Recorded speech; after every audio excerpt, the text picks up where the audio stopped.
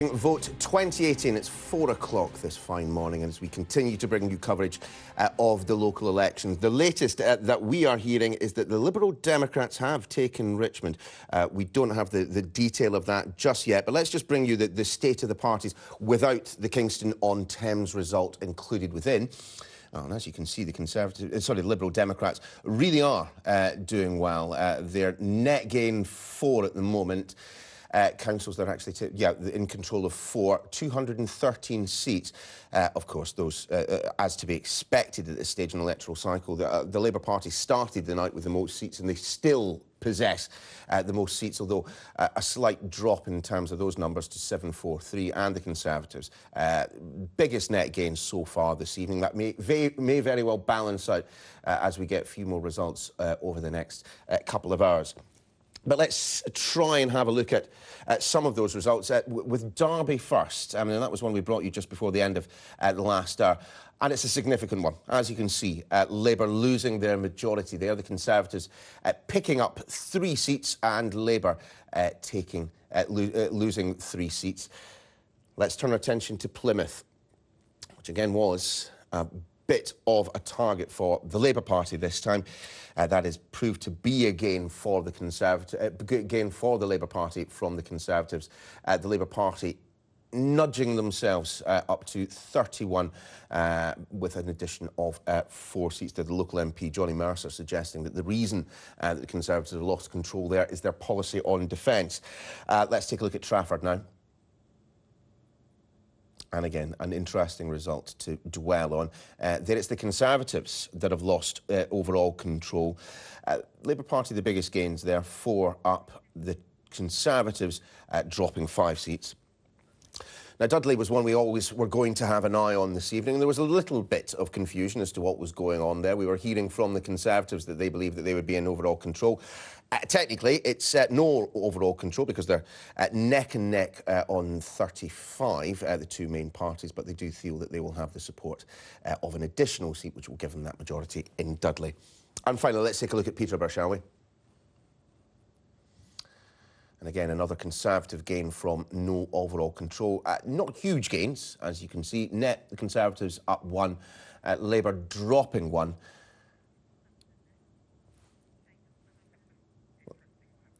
And Sutton, now this was an interesting one. There were some concerns in the Liberal Democrats rank that they might lose overall control. They didn't. They did, however, lose 12 seats, which in any set of local elections would be something to dwell upon.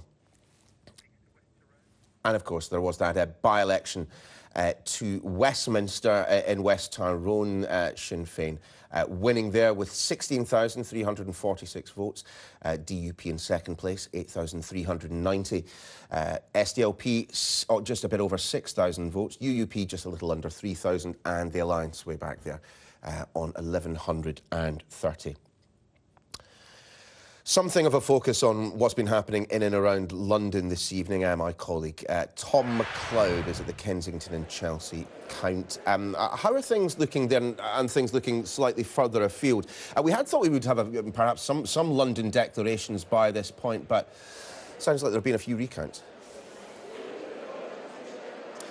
We're still waiting for any sort of results here, any sort of official results. In the meantime, the Labour leader of the Labour group leader here in Kensington and Chelsea has effectively conceded defeat in the last few minutes, saying that the Tories will still be in control, but by much smaller margins than last time. He said they have been humbled finally, and he's estimating around 5 to 6 seats that Labour will have taken here. It was always going to be a big ask for the Labour Party in Kensington and Chelsea, despite the huge criticism of the council in the run-up to and in the aftermath of the Grenfell Tower fire, in which 71 people died. Labour went into tonight holding 11 seats. The Tories had 37, so Labour need 15, and they need 15 seats in areas that they need to overturn huge majorities, and in areas that are Tory strongholds, and it was unlikely that they would be able to get the numbers. This has been a council that's been under Conservative control since the very first London elections back in 1964. Emma Dent-Coad, the MP for Kensington, who got in last year, told us a bit earlier that it is not about winning this morning, it's about change. I just wonder how much change Labour will get here. They think 5 or 6 seats. we are still waiting for any sort of ward results. I wonder if we have any results down in Wandsworth. I think we do. That's where Joe Tidy is. Joe, what's happening there? Hi, Tom. Well, it's too close to call, I'm afraid. There's no word yet on which way this is going to go. They are recounting in multiple wards right now. We knew it would be this close. We were warned about this. The returning officer told me at the beginning of the night, despite Wandsworth usually being a place in London where they return results fairly quickly, such is the fierce battle here. They were expecting it to get close, and we've been waiting for hours, and it looked like we could be waiting for another hour. It's starting to thin out here a little bit now. Lots of tired faces in the crowd there. There's another room just next door also with lots of people in it. There are lots of people here that just simply don't want to go home, because this could be a major upset if Labour were to be able to take this council. It has been Tory run since 1978. But they have thrown absolutely everything at it, the Labour Party. We've seen campaigning from London Mayor Sadiq Khan, who's a local resident here. We've also seen Jeremy Corbyn here, Diane Abbott, Keir Starmer. They've been out in force over the last few weeks campaigning heavily, because this was a key target for Labour. And if they can take this, it would cause a huge upset. In terms of the results we've had so far, we are just over halfway through. And by my calculations, we've got Labour on 23 seats, the Conservatives with 21. That's how close it is, and an independent also on 1. So we've still got quite a bit to go, but it is so close here, and we're expecting, as I say, it could take another hour or so until these recounts come in.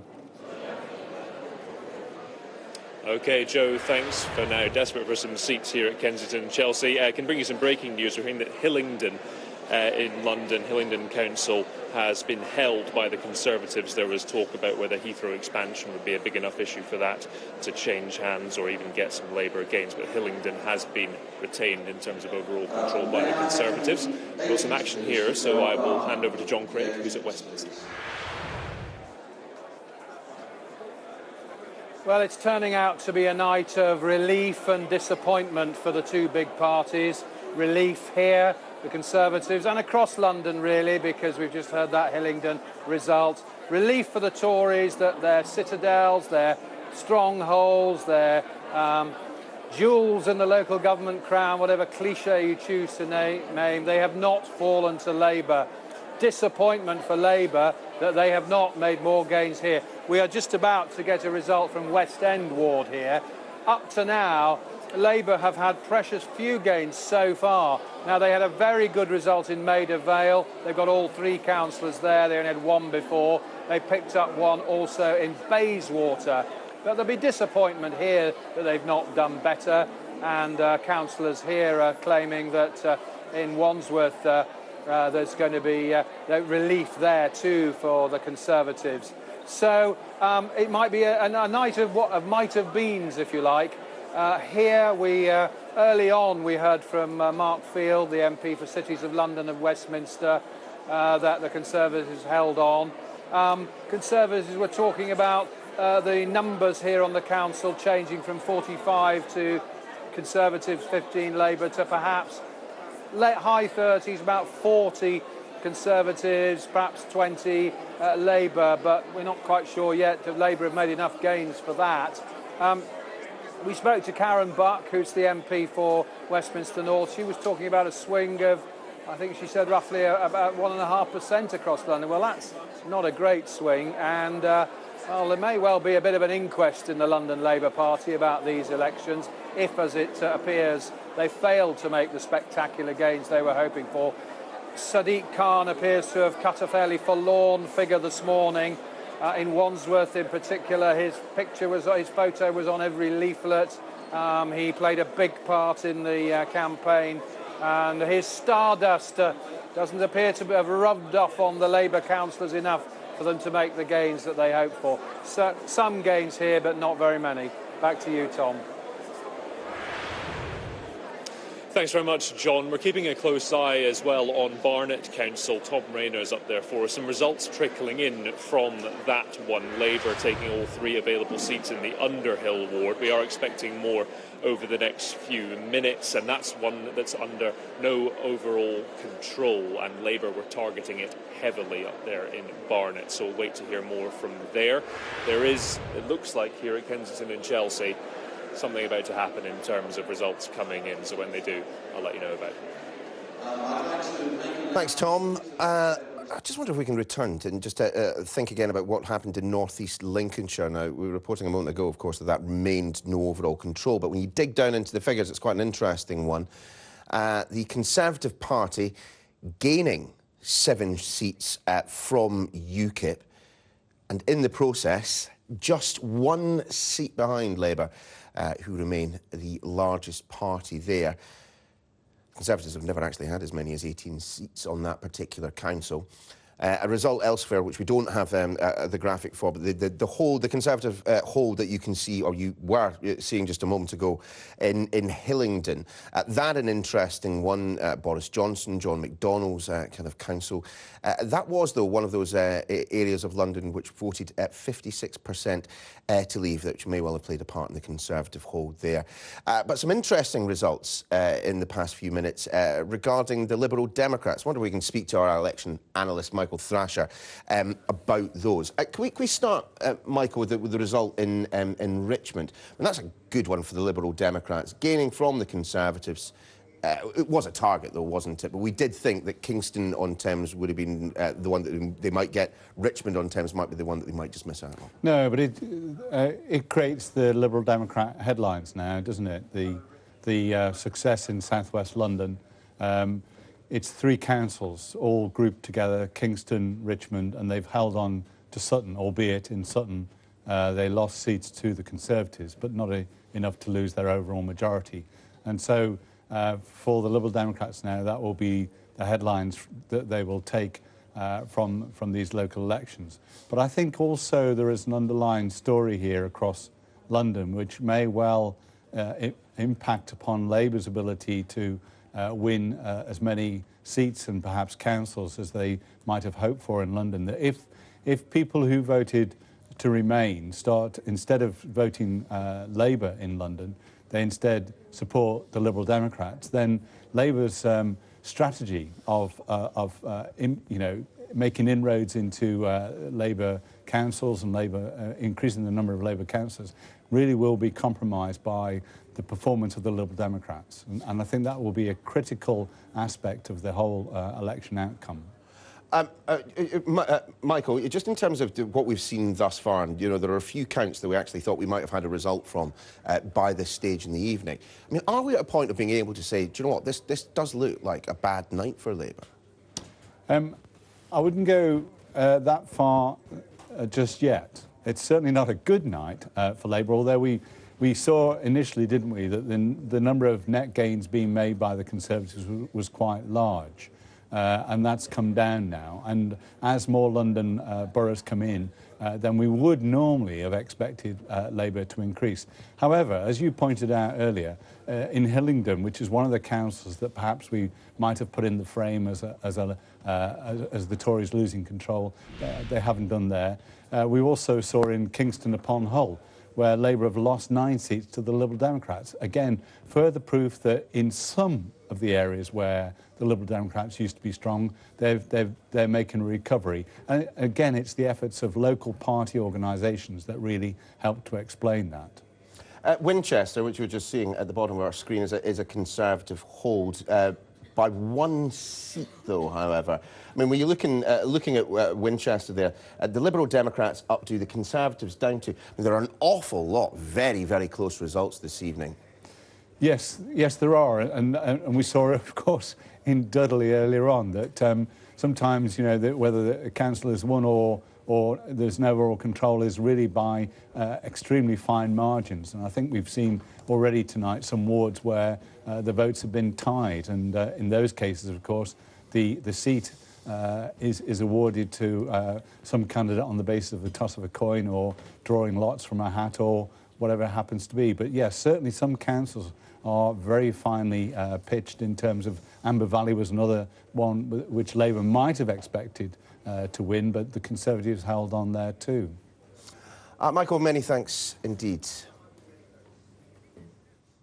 Let's discuss some of that with the Conservatives. Liam Fox, lovely to see you. Is this shaping up to be a better night than you'd expected?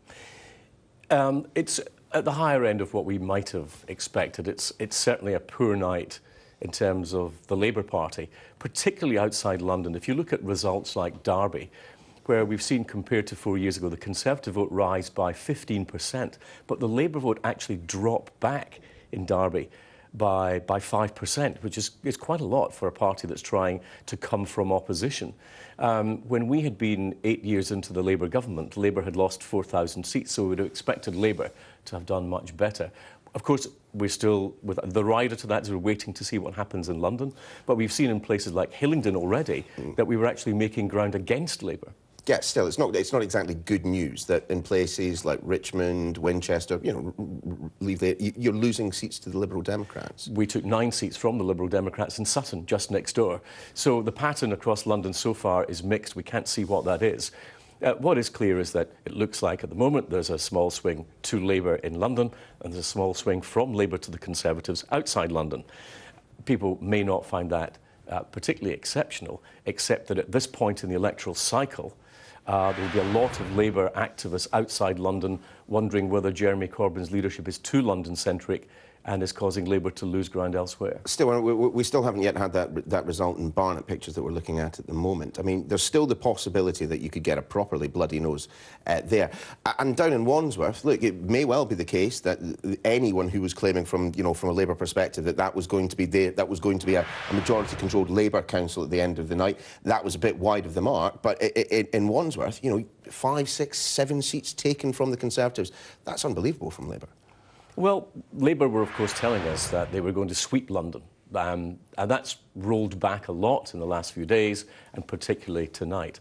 But this is an election that's not just about London, it's about the whole country. If you look at areas where Labour should have been doing better, if they had the chance of winning an election, Swindon, for example, where Labour just failed to make the ground, despite the fact they had so many visits down there, where they put a lot of their activists down, they just haven't made that ground up. And we would expect Labour to be doing that mid-term, 8 years into a Conservative government. I mean, what about Plymouth, where Labour have gained from the Conservative Party? I mean, you've got Johnny Mercer being quite brutal about it. He says that that's a direct result of the party's policies on defence, which I know you have a view of. Well, what you actually saw in Plymouth was that the UKIP seats went to Labour. So in some parts of the country they were going Conservative. In Plymouth they actually went 3 seats to Labour, which was enough for them to take control. And I think this has been the interesting thing about the unwinding of the UKIP vote. People have been saying it's all about Brexit, but in fact, what it looks like is that the areas that had gone from Labour to UKIP were going back to Labour, and the ones that had gone from Conservative to UKIP are going back to Conservatives. There's a bit of an unwinding of that. So but when we get to the end of the night, to be having a net gain in councillors across the country, which we have at the present time, let's see if that's sustained, but certainly a net gain outside London is a good result for us. What have you been hearing on the doorstep? I mean, we always try to kind of dig down into whether these sets of local elections are about local issues, and clearly in some parts of the country there will be, we were talking about Sheffield a little earlier on, clearly there are some very significant local issues there. But in your mind, to what extent has this election so far, at least, been to do with what you have been talking about in Westminster, what the media has been talking about in the Westminster bubble, and what normal people in normal parts of the country have been talking about?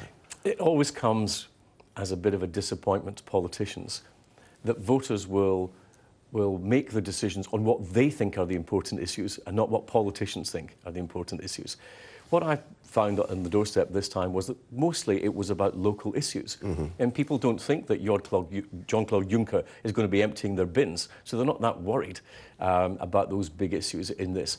But there were a lot of local issues. As you correctly say, there were some parts of the country where there were very big local issues that totally dominated the issues. I found on the doorsteps people were worried about getting their bins emptied or fly tipping or whatever issues were locally. Is there anything in the results that we've seen thus far this evening that, in your mind, lends weight to your take on Brexit? Do you see any evidence that there is support out there in the shires, in the metropolitan areas as well, for the harder end of Brexit that some people want to see? No, I don't think you can make any interpretation from local elections about a single issue in Westminster. I'm sure that tomorrow there'll be people who have strong views on that issue on both sides will be trying to make a case. I just didn't get people on the doorstep saying, do you know what, I'm casting my vote on the local election for my local council on the issue of Brexit. It just didn't happen. Whilst you're here, I just wanted to bring the results of the Welwyn Hatfield council. Now, there, it was a Conservative hold. But once again, we are seeing, actually, in this occasion, we're seeing both Labour and the Conservatives losing seats to Lib Dems, but you have lost 2. I mean, is that something that's worrying you this week? Because we've seen it in a few places now, that the Conservatives have, you know, been losing votes directly to the Liberal Democrats. Well, we've seen it in some places, but I said in other places in London, Sutton, for example, you've seen exactly the opposite move, with the Lib Dems losing ground to the Conservatives. I think you will get small movements always, but you have to look at the whole country's picture. And the whole country picture now looks fairly clear that outside London, Labour are losing ground to the Conservatives, which would provide me, if I were a Labour activist, with a lot of sleepless nights. And they're seeing a swing to Labour inside London. That's something we'll want to consider how we will deal with in the future. But from the point of view of a party that is looking to win a general election and should have been making huge gains, there'll be a lot of questions from Labour activists tomorrow. Well, some words in my ear that I think might provide some joy to yourself. It sounds like the Conservatives have held on to Wandsworth. Mr Fox, thank you very much for being with us. Let's speak to Joe Tidy, who's there. Joe, what are you hearing? Well, as you know, it's been so close all night long, but we're just hearing murmurings now that it's pretty certain that the Conservatives have held the council here, and we've got the leader of the council, Ravi Govinda. So you're telling us that you're pretty certain you've got it? Well, I'm told that we have at least got 32 seats out of the 60. And you must have felt under attack here. This was one of the key areas for Labour. How did you manage to hold on to it under such pressure? Well, that is an interesting thing. Ever since the general election, this borough has been under enormous pressure because the Labour Party felt that they could take this borough for the asking. And there's been a relentless campaign for the best part of a year. And we have been able to withstand the tsunami and actually survive. And how do you think you did that? Because there were plenty of issues and there were plenty of senior Labour politicians down here over the last few weeks. We've seen, obviously, London Mayor Sadiq Khan. He's a local resident here. He's been campaigning hard. Jeremy Corbyn, Diane Abbott, Keir Starmer. Did you get support from your senior Tories as well? So virtually any member of the Labour Party worth anything was in this borough, and people who are not worth anything were also in this borough. So there was an enormous Labour presence, and I think we have been able to withstand it because we have actually made a promise to our residents that we will keep the promises we make. We have a record of that delivery, and they've trusted us yet again. If, as you say, it does go to 32 seats, that means you have lost seats as well, though. What have you learned from this? Well, each fight in each ward is different and always is different. And what I have learned, certainly, is some valued colleagues whose presence will be missed greatly in the council. Some have made enormous contribution, both in the council and beyond. And I'd like to be able to say, well, I wish they were still with me. As leader of the council, no doubt you'd have had conversations with senior Conservative politicians in the recent weeks and months. Did you feel the pressure on yourself to make sure you kept this? Because this would have been an incredible loss, wouldn't it? I lead a group of 39 councillors. That is what I was leading. And my pledge to them was that I will take them across the wire and return them to the council. That was pressure enough. Did you not have any pressure from up high? Our campaign has been always consistently, relentlessly local. It is about local issues. It is about Wandsworth. It is about the borough that actually delivers. And you know, there's always been a long-standing factor that whatever the national opinion polls might be, the Wandsworth Council result bucks it. And that's because we are genuinely committed to our borough and our borough services. And I think that was my key message to my colleagues and to the residents. And I think that is what has won us through. Thank you very much for talking to us, and perhaps congratulations in order as well. Thank you very much. So there you have it. I don't know if you can see, as we've been talking, lots of people have been leaving here, which is kind of indicative of the situation we're at now. It's been so close all night long, but it looks as if we have had almost confirmation, not official though, of course, but the Conservatives have managed to keep hold of this council. They've kept it since 1978. This was a major attack point for Labour. They were throwing everything they could at this. I've been speaking to Labour campaigners down there all night long. They've been smiling, they've been very excited, they've been cautious, but they have been very optimistic about what was going to happen here. But it looks, as I say, unofficially, but it looks as if it's gone the Conservatives' way. Joe, thanks very much indeed. Yeah, as you were hearing there, the Wandsworth Council leader very, very confident that they've managed to hold on to that. What of another key council in London, that of Westminster? We've got pictures of the votes continuing to be counted there. But there we heard from a very senior Conservative MP a little earlier on. They remain confident of holding on to that as well. We'll see you in a couple of minutes.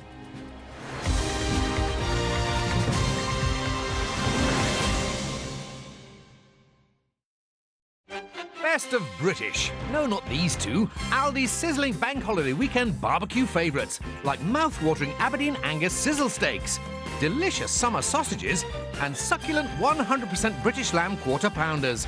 Aldi's summer barbecue range. Great British quality, champion value. At Conosur, we take great care to craft beautiful tasting wines using natural methods and ingredients. Everyone from those that handpick the grapes to our winemakers are mindful of the delicate balance of nature. This is why we ride our bikes around the vineyard. But it's not the only reason we ride.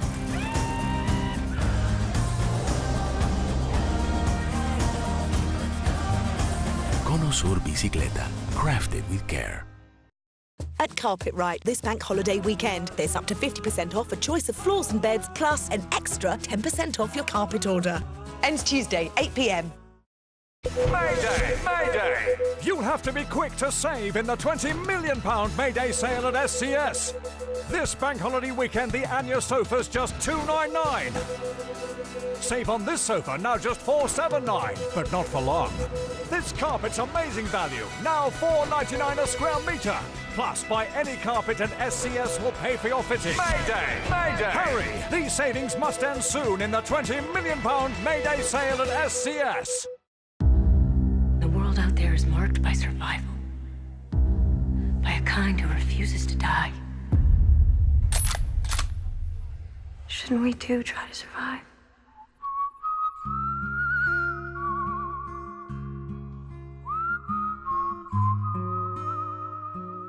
Truth is, we don't all deserve to make it.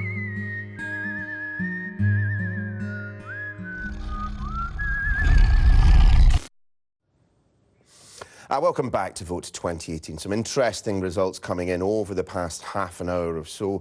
Sutton, the Liberal Democrats were quite worried there. They have dropped some 12 seats, but they have held on to Sutton. But they're, as we were hearing from Liam Fox and others, the headline for the Liberal Democrats thus far this evening is that they have taken Richmond from the Conservatives. A bit of a focus in the past hour and probably for the next hour on events in and around London. We heard just a moment ago from the Conservative leader in Wandsworth suggesting that they have managed to hold on there against what looks to me to be a pretty great fight back by Labour. Another part of London which, you know, Labour have designs upon, Barnet. Shall we head there and speak to Barry Rawlings? Thank you so much for joining us, Mr. Rawlings. Can you give us a sense of what you're hearing, what you're feeling about the results this evening? We have heard from a number of people this evening that it's too close to call, but we heard before this evening that perhaps this was one where Labour really did stand a chance. I think that's fair enough. It is too close to call at the moment. We've had about 4 or 5 wards announced, but they're ones that weren't likely to swing. I've done a lot of these. I wouldn't like to predict, mainly because there's so many split votes. We may well end up with a ward that has 3 councillors, each one from a different party. That's how mixed up it is. I would say in Chipping Barnet, part of Barnet, if you go by constituencies, we have made gains. We have certainly swung to us strongly. And I think that's partly because of the Brexit dispute, because Theresa Villiers was quite vocal advocate for Brexit and has suffered for that. In other parts of Barnet, it hasn't been as great a movement towards us and may not be enough to get those walls. I still think, if you were a betting person, you'd say 60-40, 2-1, that we still will get over the wire, but not by the sort of majority which I think we should have for the work we put in.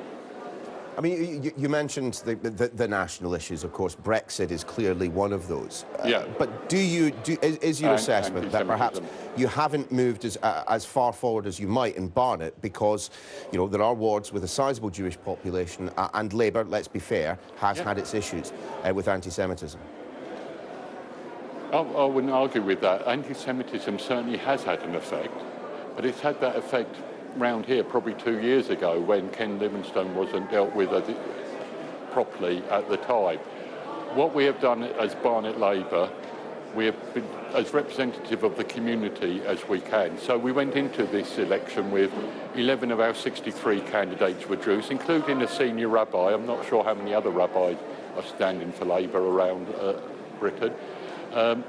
And actually, one of our Muslim candidates I didn't find out till recently is an Israeli Muslim who served as a major in the Israeli Defence Force. So I think, A, we've represented the community. We also made it very clear where we stand on this. Anti-Semitism is a hate crime, pure and simple.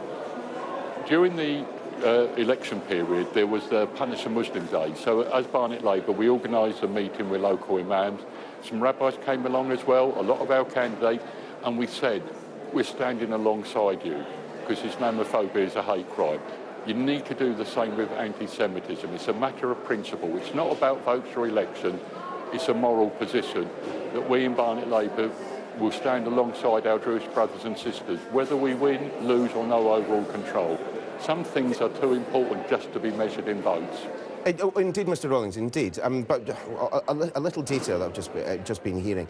In parts of Golders Green, you've seen something close to a 70% turnout. Of course, a huge Jewish population in that part of London. I mean, are you not really frustrated? In fact, are you not angry, in fact, that perhaps inaction by the party HQ may well mean that you don't take Barnet tonight? Right. I'm not sure I'd say party HQ. There's been inaction. It has made a difference. It's been bad for us. There are signs that action's been taken, and I have some good hope for the future, actually. But it hasn't been clear action, and there's been a lot of faffing around. And sometimes you just have to say, you've got to cut this out and actually take action. As I said, there are signs of doing that, and for people worried about the Labour Party, I'd say look at Young Labour.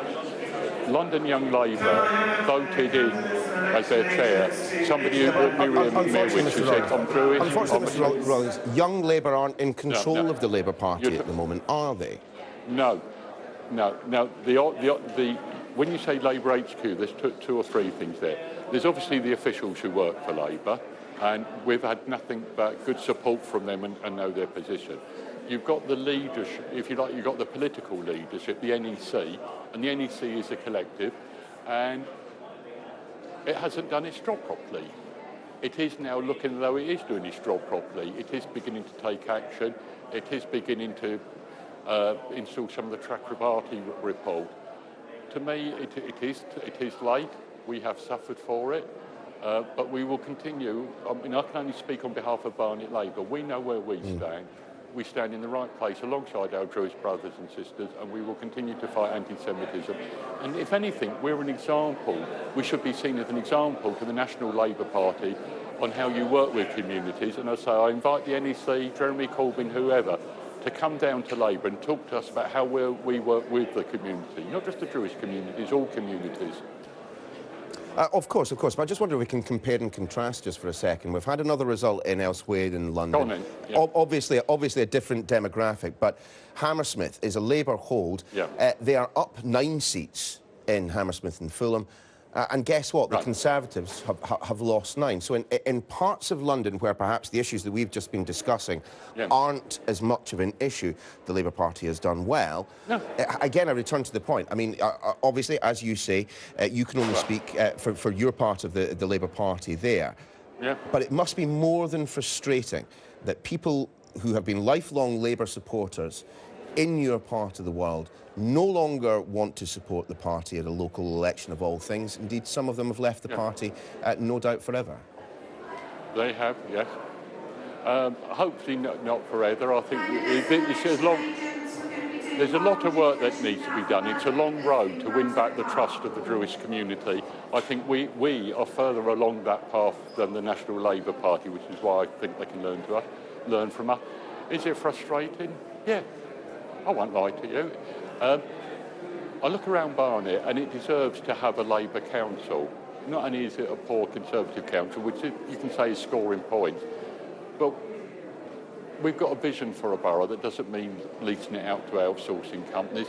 We've got a belief in the creative industries and that we could unleash a lot of good things in Barnet if allowed to. And it is frustrating that the National Party's inaction has acted as a weight upon us. But as I say, I do think things are moving. I do think there's a real future for the Labour Party. I think it needs to do some work to hold out its hand rather than shrug its shoulders to the Druish community. And I'm saying, I think we're taking a lead. And I will invite the NEC, Jeremy Corbyn, whoever, to come down to Barnet and talk to us about how you make that move. Because, to be honest, there wouldn't be a Labour Party or a trade union movement without the input of Jewish people. I'm prepared to stand alongside Muslims against fighting Islamophobia, women about misogyny, and I've just got to be the values say you've got to do the same with the Jewish community and stand alongside them.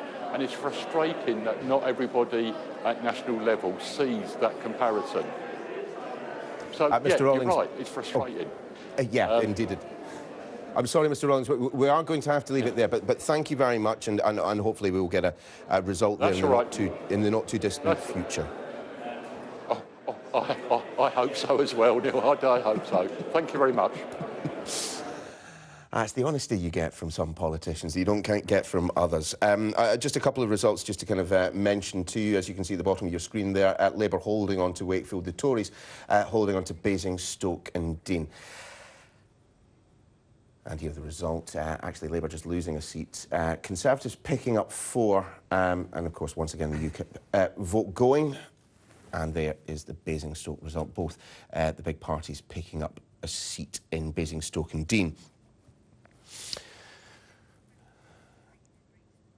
Well, let's bring in Giles Kenningham, formerly head of press at the Conservatives, and Rachel Shabby, the journalist and broadcaster. Lovely to see you guys. This weird hour of the morning.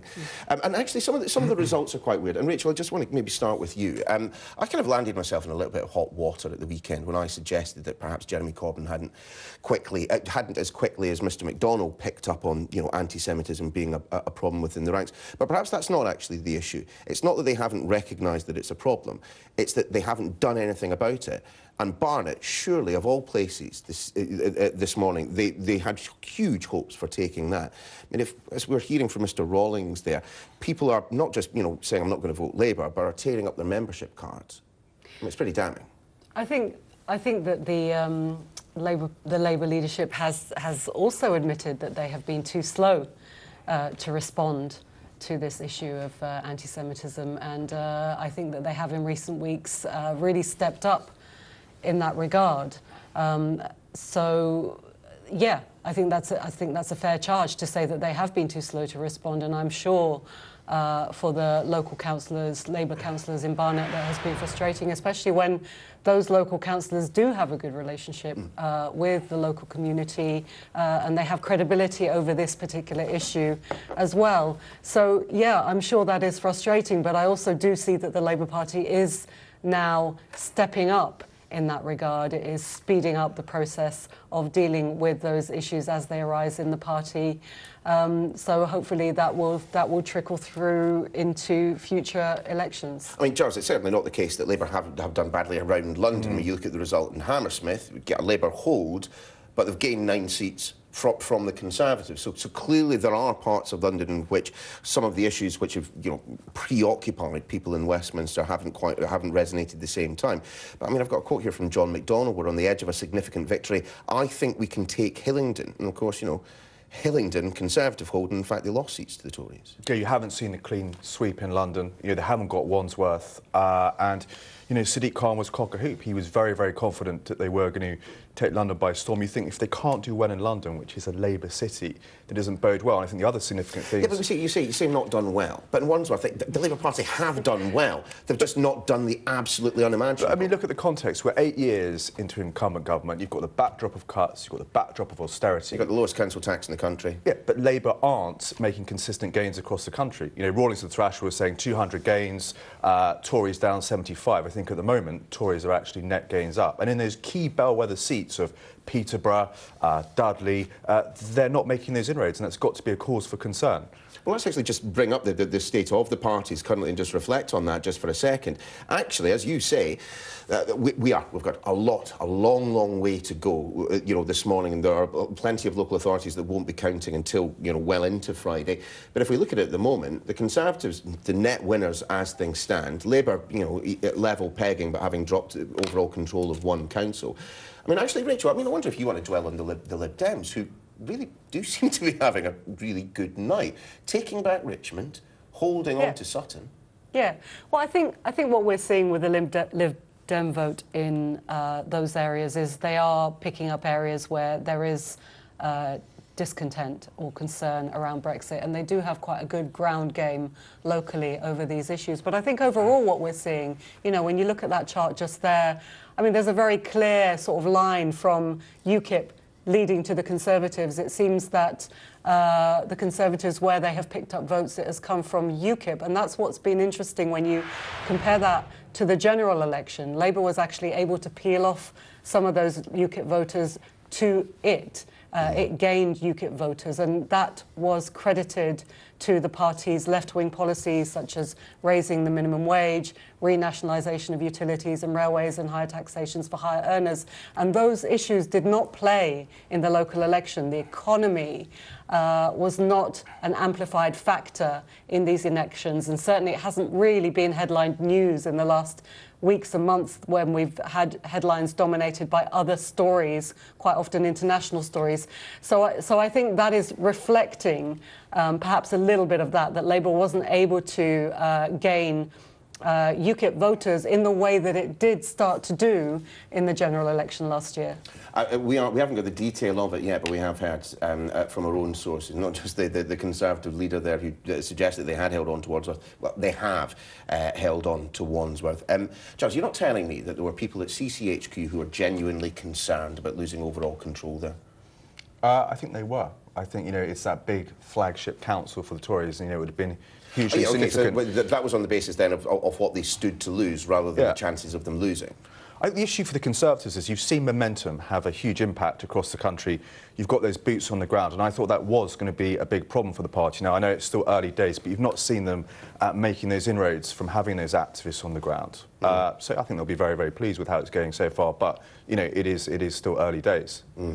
Just in terms of the ground operation, I mean, you mentioned momentum there, but of the Conservatives, I mean, there was an awful lot, I remember back in the day, there was an awful lot of data-driven campaigning in the Conservatives. This time around, do you think it's being they've deployed the troops in the same way? It does feel to me that sometimes, you know, particularly in places like Wandsworth, where, you know, there was a battle to be had, they may well have done well there just simply by swamping the streets and posting leaflets through letterbox. I think there has been a bit of a return to, you know, door knocking. I think Brandon Lewis, the Conservative Party chairman, apparently has appointed, I think it's 82 campaign managers, which is more than what they had during the general election last year. So that return to traditional campaigning looks like it's bearing fruits for them. Interesting little line, just reading from the Press Association. We all love dynasties in politics, don't we? The broadcaster, former Tory MP Giles Brandreth, is tonight a proud father, according to his Twitter account, staying up to 4:25 to say congratulations after his daughter, Aoifre Brandreth, elected as a councillor in Richmond-on-Thames. Rachel, let's just, again, stick with the broad picture. What has Jeremy Corbyn's role been in this set of local elections, in your mind? Well, I think his role has been, and very much what we've seen in the way that the canvassing and the campaigning has gone, it has been very much trying to recreate the mood of inspiration during the general election. The local campaign and certainly Momentum campaigners would have wanted to do this, and they did manage to get some 20,000 campaigners canvassing for this local election, which is quite a sizable ground game. But they wanted to portray this as part of the bigger story, a bigger vision of a Labour victory and a different kind of Labour Party gaining ground across the country. So for them, it would have been attempting to make the local national. And the question, of course, is to what extent that is even possible in a local context. But at the same time, Labour is a professional political party. The expectation management ahead of this set of local elections was pretty poor. You know, people like Owen Jones were out and about suggesting that, you know, London could change. In fact, we're just hearing that the Conservatives have held Westminster as well. I mean, you've got to see that there were problems with the way in which they approached this set of elections. I mean, they approached this set of elections saying that they wanted to mobilise campaigners and they wanted to get people out campaigning, which they did. That would have been a dream. I mean, winning places like Westminster would have been an absolute dream. I don't think, you know, that was really, you know, the sense of expectation. Is there no one at Labour HQ that can tell Owen Jones to shut up then? Well, I don't think Owen Jones was ever saying that. Gaining ground in those areas, yes, but taking control of that seat. I mean, some of these councils have been Conservative strongholds for decades. The idea of Labour suddenly coming along and changing that. I mean, to your point, you also had people like Sadiq Khan being very, very bullish about Labour's chances in London. So he, you know, has to bear some responsibility for the poor expectation management. Indeed. Charles, Rachel, stay there. I just want to head to Wandsworth, where we'll find Sky's Joe Tidy, now that we have confirmation of the fact that, yep, things staying as they were, as indeed the Conservative leader there was telling you just a few minutes ago. That's right, yeah, and it's the end of what has been a rollercoaster night for both parties, and us indeed as well, because going into this fight, Labour threw everything at this election, at this council. They had the big guns out. They had Sadiq Khan, London Mayor, out campaigning. He's a local resident here as well. Jeremy Corbyn, Diane Abbott, Keir Starmer, all down here. Labour have talked up this as a possible win for them, which would have been a huge gain for them because, of course, it's been Tory held here since 1978. I'm just going to step out of the way and maybe we can zoom in and see some of these happy faces, some of these happy Conservatives. There was so much optimism amongst the Labour campaigners earlier. I've just been to speak to them now and saying, you know, how disappointed are you by this? And although they were saying earlier that they were very optimistic and they were getting quietly excited, they say they're still quite happy. In the end, as far as my maths works out, I think it's 32 seats for the Conservatives, getting them over the 31 that they needed, and either 24 or 26 Labour seats. I'm still waiting to top those up, but they are saying that that's a major coup for them. They only got 19 seats here, Labour, in 2014. They're looking at this as a major victory for them in that sense, but undoubtedly there will be a lot of disappointment. Spoke to London Mayor Sadiq Khan earlier, who came down here to offer his support, as he has done throughout this entire campaign, and he was saying with a real big smile on his face how excited he was for what was happening here tonight.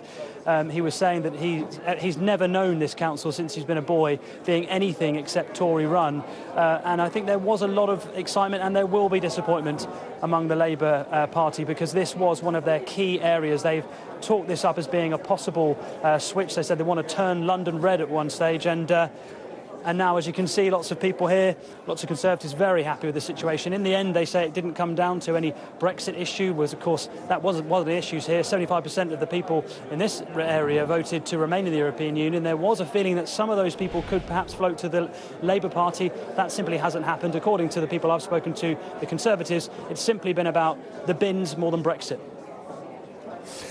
Joe, thanks very much. Well, as you can see on your screen there, I mean, it may very well be the case that expectations were raised just a little bit too far, but by any measure, that is a good result for Labour in Wandsworth, gaining 7 seats, the Tories dropping 8. Not quite the result that some perhaps would have hoped for.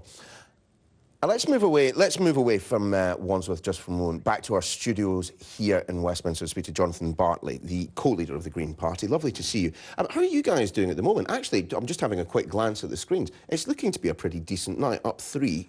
It is. If you'd told me that we'd be getting these results 4 years ago, I would have leapt at it. We've got new gains on councils like Trafford, Peterborough, and Richmond. We've got 4 new councils, never had representation there before. We've increased in Sheffield, and we've still got some great results, I hope, to come tomorrow with the counts that are happening in London. So what in your mind then is going on in Richmond? Let's start there. Well, I mean, with us, it's about getting a foot in the door. Does it involve something in the skies? In all these places, there are specific local issues. So, you know, for example, in Sheffield, 2 new councillors there because of an issue over trees. Where you have in Richmond, there is a particularly nasty Tory council that, you know, there is a reaction against. So it is very much based on local factors, but it's also, I think, a professionalisation of the party in learning that, you know, we have to get a foot in the door, and once people see that Greens can get elected, they're very happy to support and get more Greens elected. But you say to get a foot in the door. Isn't that all that you have? I mean, when you have, you know, single-digit representation, even just a single councillor, I mean, what can you actually achieve at local level? Well, in Worcester, we've just increased our representation there as well, and we hold the balance of power on the council. Now, that means that the 2 big parties have to come to us and talk to us. Your smile broadened there quite significantly when you said... Well, it's nice. You know, we are seeing some really interesting change nationally and locally with, you know, where Greens are setting the agenda, other people are following. I mean, we've seen that nationally with, you know, the plastics debate, air pollution in London, where we've had London Assembly members doing it. So it's good to see that Greens are really changing the agenda. You know, people recognise that a small party like UKIP has done it. Now, UKIP we see imploding. The Greens have been, you know, increasing over years, and we really are making a difference. And to an extent, I mean, Caroline Lucas, you know, is very, very visible as an MP, you know, who, in essence, you know, sits by herself in the House of Commons. I mean, so in your mind, the role that she plays in not just espousing kind of Green Party policy, but in kind of legitimising the Green Party as a professional political operation. Yeah, I mean, it was very important getting that win in 2010 in Brighton, and we know her majority has increased every successive general election. And it's an encouragement to us. You know, we still need to make more breakthroughs in general elections, but of course that comes by building up the council base and the council seats. And that's what we're doing now. And, you know, it is really great to see these gains, you know, new councils. We are arriving as, you know, the 4th party in terms of local councils in this country. I mean, looking at the fourth largest party, but isn't that as much to do with the fact that UKIP are nowhere? Although even our election expert Michael Thrasher didn't get it exactly right when it came to Derby. Well, I mean, the comparison with UKIP is very interesting because when they had that poll surge, you know, 4 years ago, the whole tide was kind of raised, and a lot of councillors just got in with that tide. Now, when Greens get elected, we don't have that luxury. We have to work for every single vote. And even, you know, Labour and Conservatives have this natural kind of base, which we don't have. So once you do get that foot in the door, people see that Greens can deliver. It's got there because we've actually delivered for local people, and they're willing to give us more of a try. Well, Jonathan, as things stand, you're certainly doing better than I think even perhaps you thought at this stage in the evening, yeah? Yes. Perfect. There we go. Jonathan Bartley, thanks for joining us. Time for us to take a quick break. We will be back with more from the local elections after it. Here is one result that I think people are itching to see what's happening. That's Barnett. Too close to call, but speaking to the leader of the Labour group there, he clearly feels that anti-Semitism within Labour ranks has had a significant effect on Labour's chances. More after this.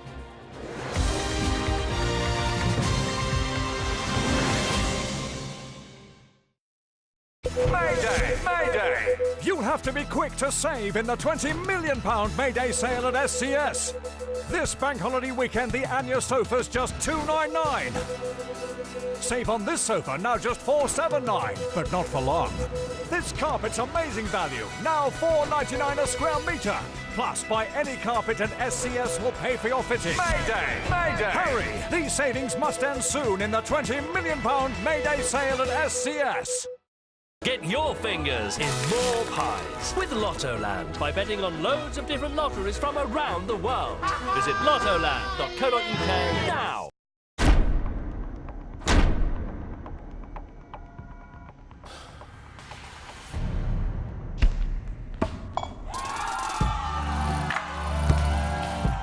Every coffee needs a Lotus. I take another one. At Conosur, we take great care to craft beautiful tasting wines using natural methods and ingredients. Everyone from those that handpick the grapes to our winemakers are mindful of the delicate balance of nature. This is why we ride our bikes around the vineyard. But it's not the only reason we ride.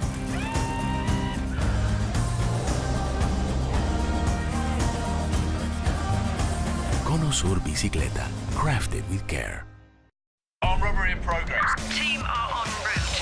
Where's the car properly? I've got this chill. Whoops. Stop it. I know you're only doing this to annoy me, you know? Bruv, I'm chasing criminals. Sometimes you act like a pair of petulant little Aren't you a charmer? After you, man. Thanks. armed robbery, gunfights in the street. 15 years on the job. I ain't never seen like that. We don't stop. I don't know what I'd do without you, man.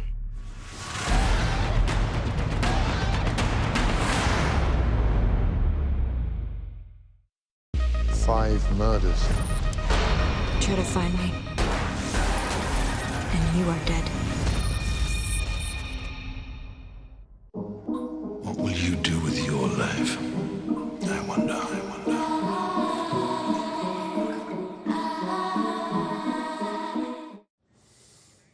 Well, we are getting those results in from London in the past couple of minutes. Wandsworth remaining as a Conservative-controlled council, so too Westminster.